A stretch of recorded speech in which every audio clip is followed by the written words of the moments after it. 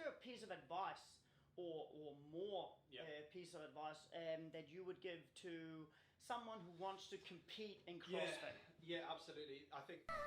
Hi, if we haven't met before, I'm Christian, owner of Southern Peak CrossFit and the host of this channel. If you love the podcast, leave a like and a comment below. Enjoy this episode. All right, David, thank you for joining me today on the show. We've got a few questions, but the first one, how's your training going? Mate, it's been a beautiful weekend in Dunedin. Yeah. Always good training down here, but no, generally it's going pretty well. I think like after last year, like probably most people in New Zealand, that training this year seems just a lot easier. For sure. It feels almost like we're starting over again. Do you remember when you first started CrossFit and everything felt like you were going downhill because of 30 other people in the room and it was just so easy? It feels like that again, to an extent anyway. But it's going well. It's going well. I love it this sort of time of year when it's warm outside.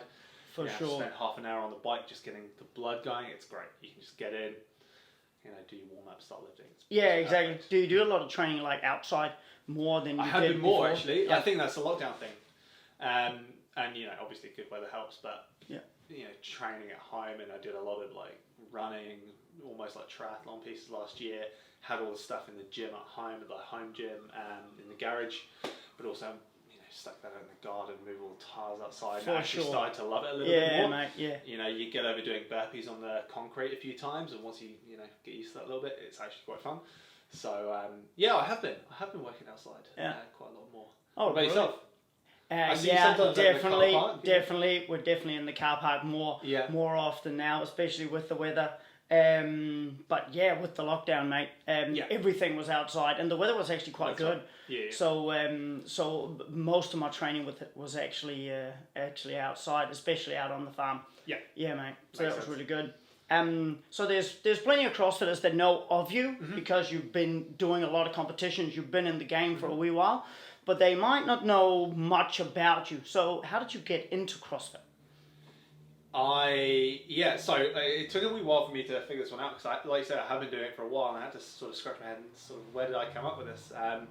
But actually, I started doing CrossFit when there was a lot of different like takes on CrossFit, and there was one called CrossFit Football, which I think has turned into something like Para Athlete now. I haven't stayed in touch with it, but I was playing rugby at the time, and I was following that as my sort of cool strength and conditioning program. It was kind of out there, a lot of bench press, a lot of power cleans, a lot of stuff that aligned with what we were doing with the rugby. And I didn't really know a whole lot about CrossFit. I knew that there was this guy who was doing something called CrossFit Football. Yeah, I think it was John Wilburn. That's the chap. Wilburn. So I was doing that and absolutely loved it because it was sort of like just power based, and that's sort of what I needed. I wasn't the biggest guy at the time. So I did a lot of that when I was playing footy. Learned all the basic fundamentals without realising that I was actually building this, thing that was CrossFit. But I learned what power clean was and thought this is cool for playing footy. It's great. And then actually when I came back to New Zealand, I sort of signed up at a CrossFit gym, and then realised that all the stuff I'd been doing was part of a bigger collective, was bigger part of the sport of CrossFit. Found out what CrossFit Games were. Found out you could climb a rope. Like do all these cool things that weren't just power cleans and power snatches. That's how I got into it. So went to a boxing in Christchurch and sort of had my first class there. But I was very fortunate that I'd been doing a lot of the fundamentals in such a way that it sort of related and translated. It just carried over. So I think I didn't have that experience where you go and you do the on ramp. I was maybe sort of one day past on ramp. And still had to do all the burpees, learn the butterfly pull-ups and stuff, but at least there was a sort of a bit of a base there. That would have been cooler to do it in a class setting than on your own, or how did you feel there? Heck yeah, well, I mean, I wasn't doing it on my own. I was doing it at a gym, and I was, I've got videos on my phone of me like failing 45 kilo power cleans in a commercial gym with the techno gym plates on. So that's all pretty fun to look back on now, but there were a bunch of us who were just trying to figure it out. So I don't think we progressed at the same rate as some people would have done, but holy smokes, it was a lot of fun. I think we've all been there. Absolutely. So it's a good way of doing it too. Oh, nice. When did you decide to start competing in CrossFit then? It was actually, it's kind of related to that story, which is, you sent me through these questions and I actually figured out that one and backtracked. It was sort of like a couple of weeks after that first class, they sort of had an in-house competition. I was like, I'll definitely sign up. And I did all right at it, and at that point I sort of knew I wasn't going to be playing football anymore, or rugby, I should say. Off the back of, I suppose, like a couple of rough seasons at league and playing footy, got a few injuries, blew me out, concussion, one of those seasons that everyone has at some point, and I just sort of had them in one season.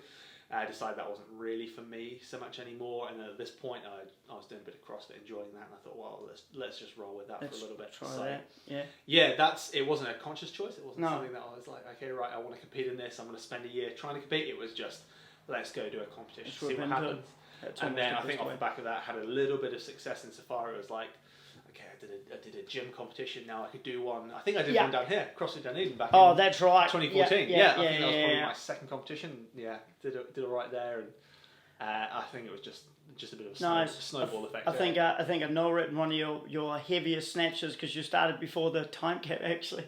And you had to do it again. I don't know if you remember that. Yeah, you got it. Oh, heck yeah. Because you still won the event easy. Was that the first time we met? Yeah, I think so. Yeah, I think it would have been. It would have been around then. Yeah. I remember that in competition because it was either the first event or maybe the first event of the second day. Yeah. And it was like a run around somewhere in South D, and then like 100 kettlebell swings and 100 burpees in the mud. Oh, it was something like that. It was at Bayfield High School. That's right. Yeah, I'm pretty sure Bayfield High School. Yeah. Yeah, that was pretty funny. That was good. That was a good event. That's a good time. Yep. So, like, looking back at some of those things, what are your most memorable sort of CrossFit? Well, definitely some of those experiences. Definitely some of those things.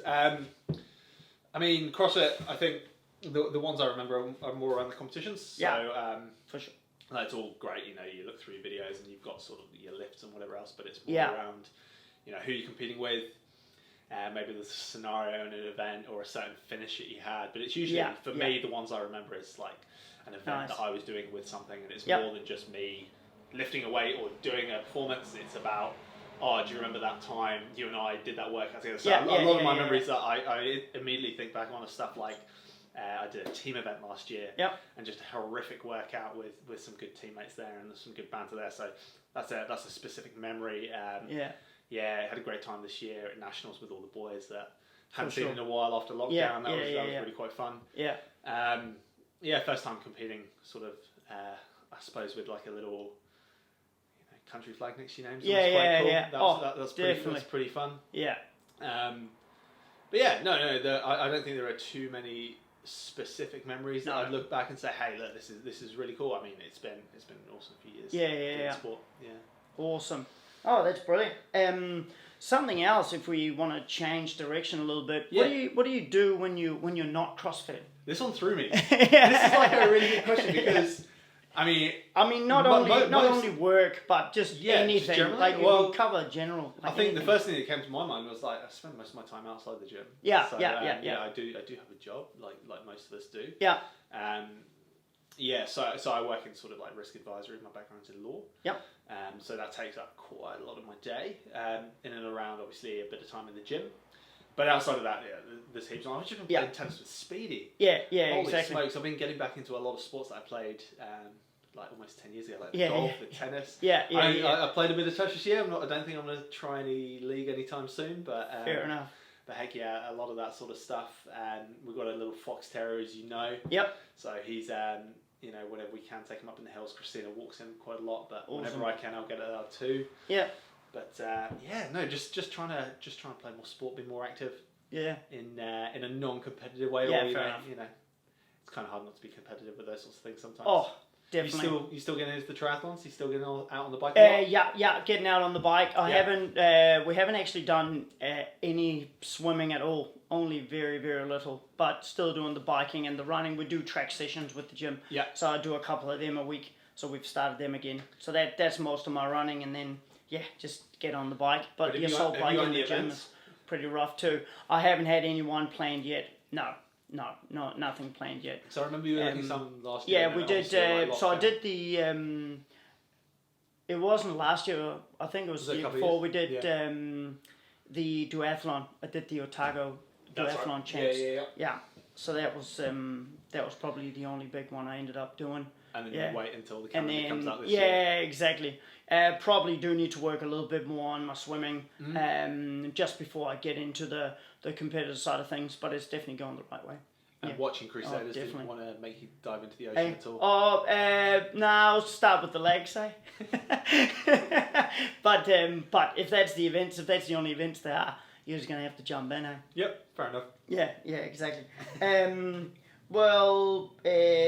How did you then get through the lockdown? Specifically with training, was it just all training at home, or were you allowed to go anywhere, or how did you get through it? Did you have any weights at your house, or I think burpees? I suppose for anyone who was in the lockdown, it's fairly similar in that we sort of had different levels, didn't we? Yep. We had that period of time where you probably could go out of your house a little bit and you could sort of exercise and got out on the bike quite a bit and got a bit of running, and then it sort of got a bit more restrained where we had to sort of stay in our neighbourhood. I think sort of fundamentally I had it quite easily insofar as I've got a gym at home. I've got some assault bike and rower and all the stuff that you need to have a decent workout, which is fundamentally fine. But I think a lot of people had that set up, and I think the struggle that they faced and I faced too was, for sure, how do you take yourself into the gym? Yeah. It's not about having the barbell. It's not about having the plates. I mean, to an extent it is, but it's not. Sometimes and some days it's about the people around you. And it's about going in there and there's an environment going and people to chat to and people to sort of carry you through the workout a little bit. And that's the bit that was missing for me. That was the tough bit. But at the same time, it's an opportunity because you don't look at it and you sort of say, well, hey, look, I'm definitely not competing for a wee while, so maybe I don't need to be doing the amount of volume. I don't need necessarily the same amount of intensity. So it is what it is. Let's just go do the best I can today. And I think that's the mindset that worked for me. Obviously, I didn't come out of the lockdown feeling my fittest, but exercised every day. Didn't train because there was nothing to train for. That was kind of the way I viewed it. It was nice break when I look back on it, and I really didn't want to spend whatever it was 3 to 6 months getting frustrated with myself because I had missed a squat cycle or something like that. So I just sort of, hey, look, go in, exercise 60 minutes a day, tick that box, and you're done. Exactly. And some days I do more than that.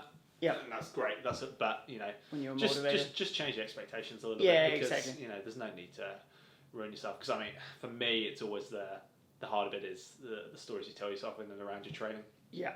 So if I go in there every day with the intention of doing 2 hours and I only get 60 minutes done, and that's a very different mindset to going in there and saying, hey, look, do 45 minutes on the bike, real easy pace, and just ticking that box. Exactly. And if you get 60 minutes, that's almost a better feeling. Yeah, absolutely. Because you went above expectations rather than putting the pressure on yourself. Exactly right. Yeah. How do you find that? Yeah. Because we were actually, so we were very lucky. Well, in a gym sense, we hired out the equipment to all our members.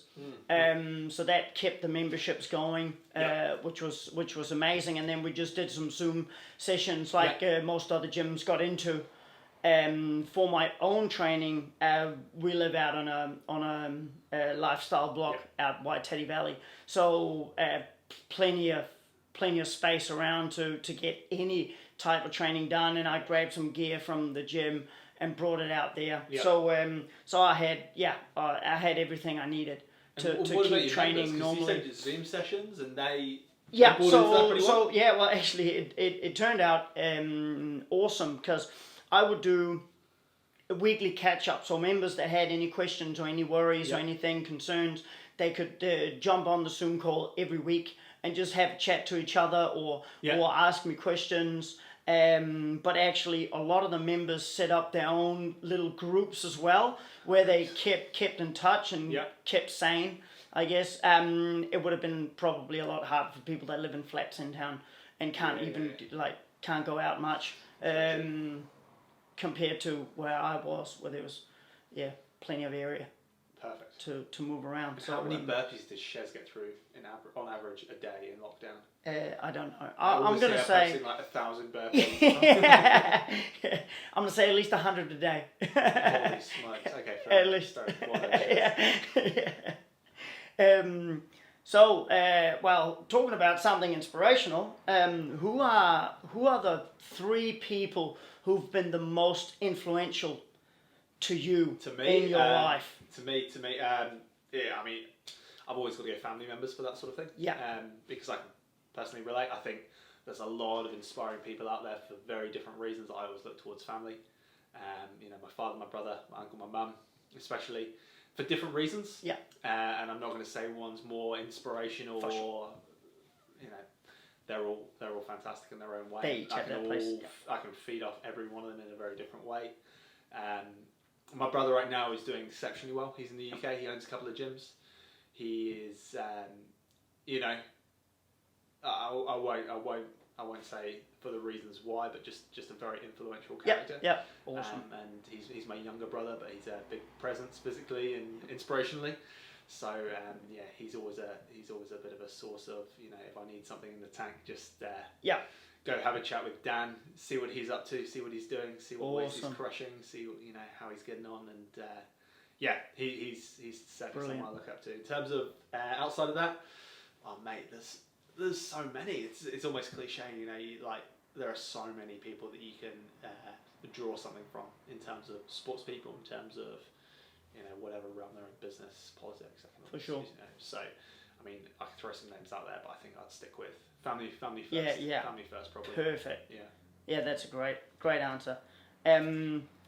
If we change up a little bit, your thoughts on the new CrossFit season? It's changed a few times over the last few years. Yeah, right. So what are your thoughts now with the? Holy smokes, man! It's pretty cool. I've been split the country or the world into new sections now. I'm pretty excited about it. So I'm pretty pissed about it. It's also, I'll caveat this and say this is my understanding over the last week. I know there's been some stuff changing. Yep. I maybe haven't caught up with absolutely everything, so maybe you can fill in some gaps here. But the way I understand it is basically you've got an affiliate cup. Yep. Awesome. And you've got an individual competition which is somewhat merged between regionals and sanctionals in terms of format. But there's sort of that acknowledgement that whilst we're saying we're going to have quote-unquote regionals, most of the world's still in lockdown. So exactly. that is probably going to be the default option, but in most cases it's going to be an online competition again. Yeah. That makes sense. I'm pretty keen on the idea that we move back to sort of a pseudo-regional sanctional in terms of where you qualify from. Yeah. The last few years has been a bit weird. Weird's maybe not the right word, but it's been a bit of a strange one for me where, I'm married to a Kiwi. I've lived in New Zealand for 13 years. I own a house here. I've been in the UK for probably, let's say, less than 6 months in the last 8-9 years. Yet I qualified but in the UK.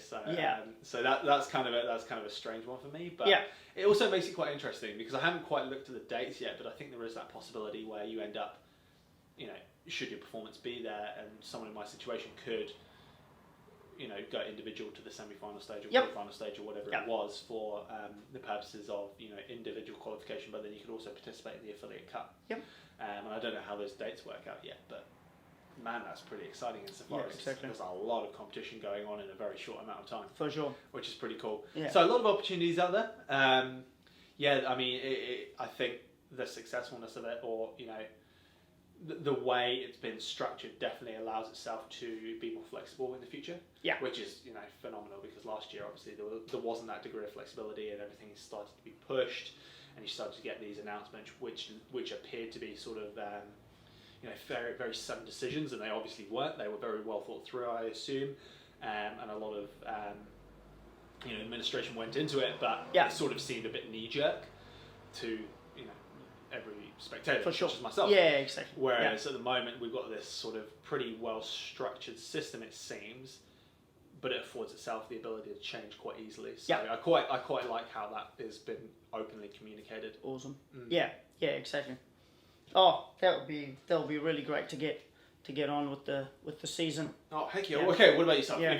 What are your thoughts on the competition? How does it lend itself to your members? It will actually be quite good because they have the different levels now, and even some of our members haven't been really into the gym, so they do have the option of the dumbbell only. For all our online members, that's going to be perfect to get into that part of the open. So hopefully we can get a lot of members actually sign up for it because of that Does it make it more accessible? So the members in the gym who potentially wouldn't have signed up if it wasn't, there wasn't the option there for them to complete it RX, albeit in their division. Yeah, I reckon we are trying to even sell it like that to our members. Yeah, okay. That they do have that extra option of coming in.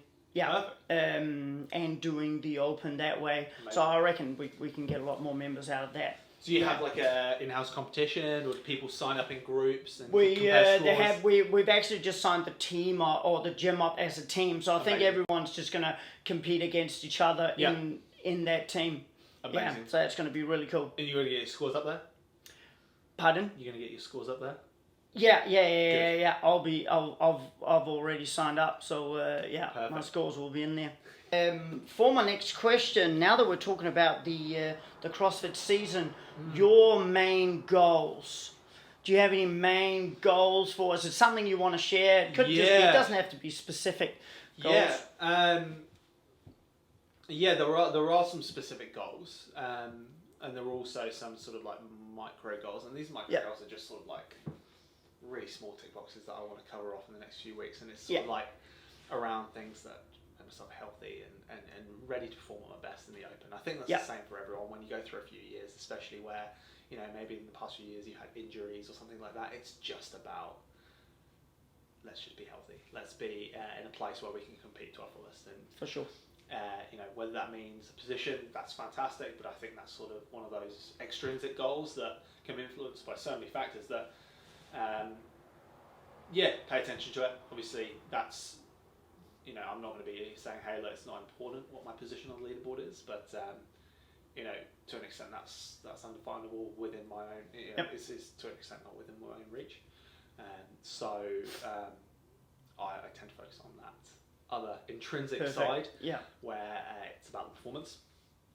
And it'd be lovely to have both goals align, where you're intrinsically definitely satisfied, and also the leaderboard stacks up. Yeah. But hey, look, I'm not going to say I'm not disappointed if it doesn't, but those are the things. To an extent, you can't focus on that at this stage. So there are some goals there in the background that are a bit more specific than what I've just said. But fair enough.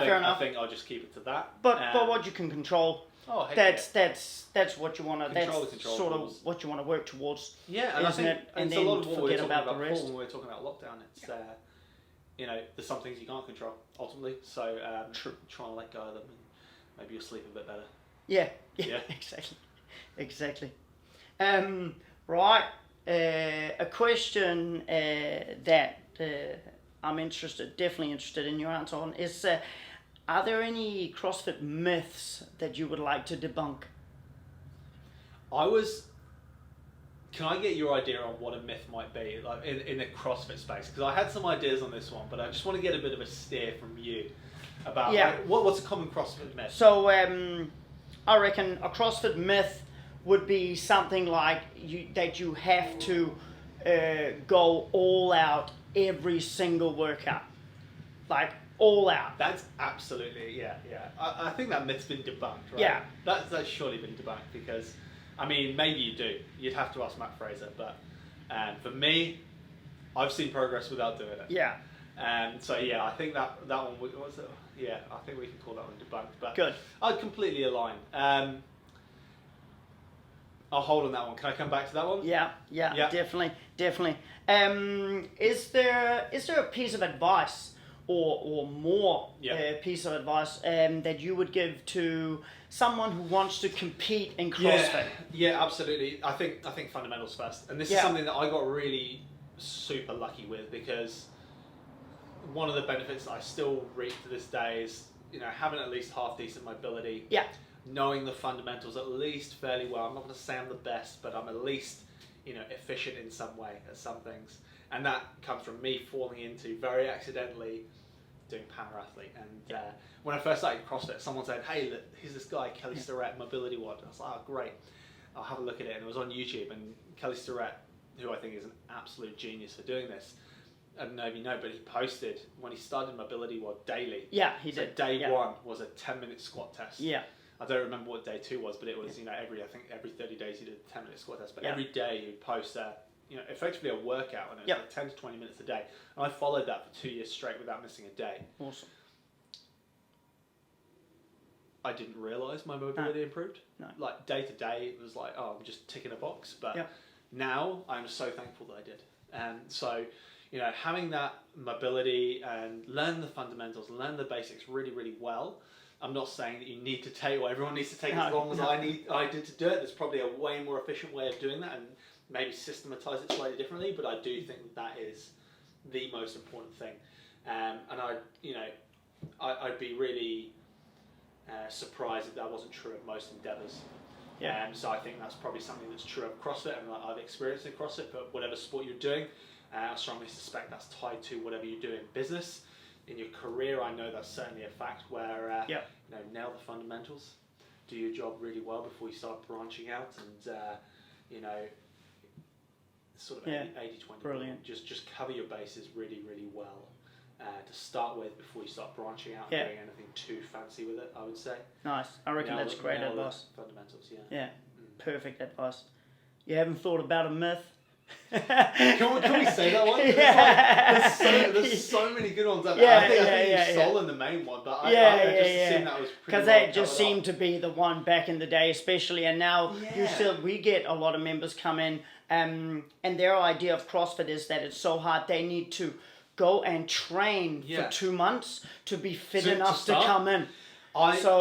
Which is ridiculous, but because that's how they feel, you try to talk to them about how can you get them in earlier. Well, okay, I'll play with that idea then, because the other one that came to mind was around this whole like power output. The one that I always sort of like struggle with people is that I say with people when I'm either working with someone that I train with, or I'm trying to explain how I approach a workout, or maybe I'm working with a class. It'll be pacing. So I think CrossFit used to be able to get away quite a lot with balls to the wall, go as hard as you can, and then if you fall off the pace, you might just hang on to the end. Exactly right. And then to the other end of that, you've got people who just not underpace, but sort of don't have that gear, and they start out like a diesel engine and just keep chugging along.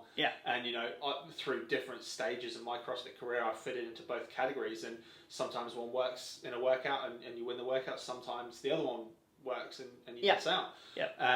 So I think pacing's okay. I think there is quite a lot of hype around killing the 20 cows on the assault bike only to triple your time on the last 20.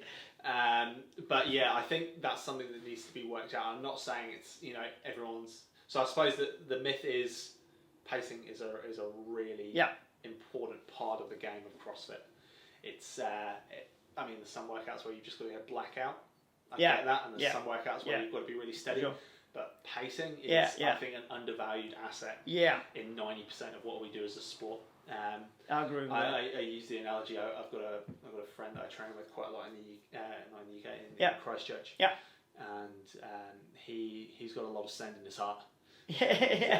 Nice. And he knows how to use it sometimes. But I always tell him, because he also runs as well. He's a great endurance runner, and I'm always like, mate, if you're running a 5k and you sprint the first 100, I need to buckle over, hands on knees after how are you going to feel, man? It's a 5k race. Like let's run the 5k. Exactly. So I think there's that pacing element. It's probably been a little bit undervalued. Nice. Awesome. Last one. We've got a quick fire 5 questions. Love it. So let's start the timer and go favorite athlete. With a timer on. Favorite athlete. Okay. I wouldn't say I have a favorite who I'm loving. I mean, like, I'm a Liverpool fan. They are athletes. I love LFC. So stick any one of those players at the top of the list. Beautiful. Snatch or clean and jerk. TAA. And snatch. Trent Alexander-Arnold. Perfect. Snatch. Perfect. It's got to be the snatch. Best movie. Tempted to say Interstellar. Anything by Christopher Nolan, it seems, at the moment. I'm going to watch Chef tonight. Brilliant. I haven't seen it. Worth a watch. Let me know. Chef. Let me know. Brilliant. The Rock or Vin Diesel? Rock every time. Nice. I don't really know Vin Diesel apart from Fast and Furious. Fair enough. So it's got to be The Rock. He's the man. And hidden talent. Do you have a hidden talent? I don't have a hidden talent.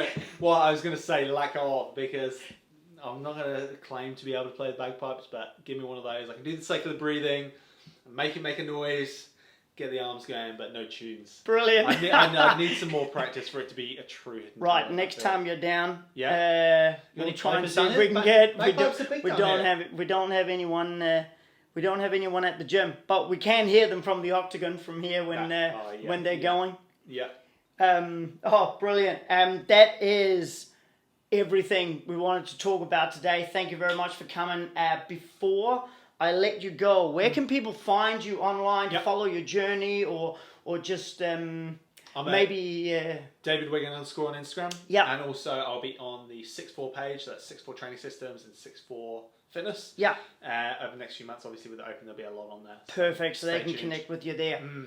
Fantastic. Thank you very much. Thanks, man. Pleasure. Appreciate it. Thank you.